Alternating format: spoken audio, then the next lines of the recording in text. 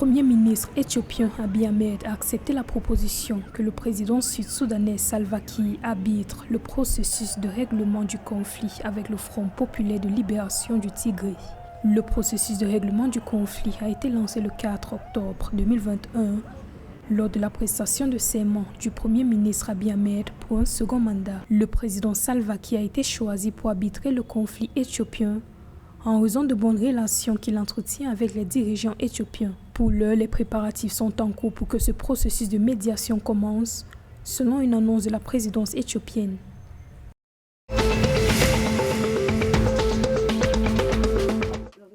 La première exposition régionale du tourisme de la Communauté d'Afrique de l'Est, qui a ouvert ses portes le 9 octobre 2021, devrait attirer 100 exposants et plus de 2000 visiteurs, selon un communiqué des organisateurs.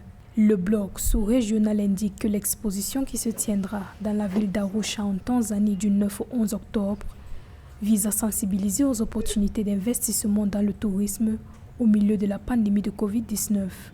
Elle vise également la lutte contre le braconnage et le commerce illégal d'espèces sauvages dans la région. L'événement comprendra des expositions de prestataires de services touristiques, des réunions interentreprises et des séminaires.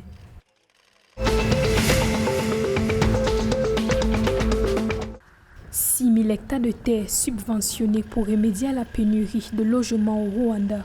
Rwanda Housing Authority a mis à disposition 6 100 hectares de terrain où le secteur privé construira des maisons abordables pour les populations de Kigali. Alors que la population de Kigali devrait plus que doubler, passant d'1,6 million actuellement à 3,8 millions d'habitants d'ici 2050, des études montrent que la ville a besoin d'au moins 20 700 logements chaque année.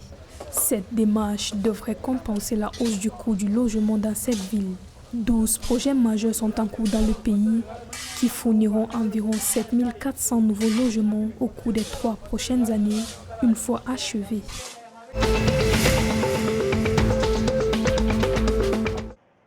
La Tanzanie a adopté une nouvelle technologie pour lutter contre les maladies animales.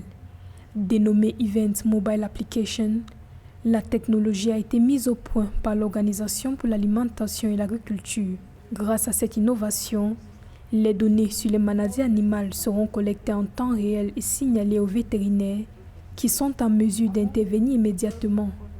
L'objectif est de créer un réseau d'utilisateurs équipés de smartphones pour aider le pays à mieux prévenir, détecter et répondre aux menaces de maladies animales transfrontalières.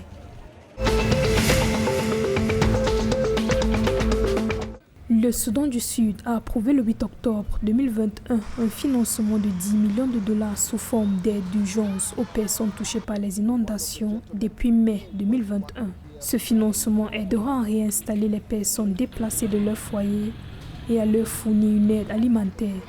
Selon le Bureau des Nations Unies pour la coordination des affaires humanitaires, environ 400 000 personnes ont été touchées et déplacées par de fortes inondations, en particulier dans les localités de Jonglei, Unity, Warrap, la zone administrative de Grand Pibo, les lacs, le nord du Bas El Ghazal et l'état du Haut-Nil.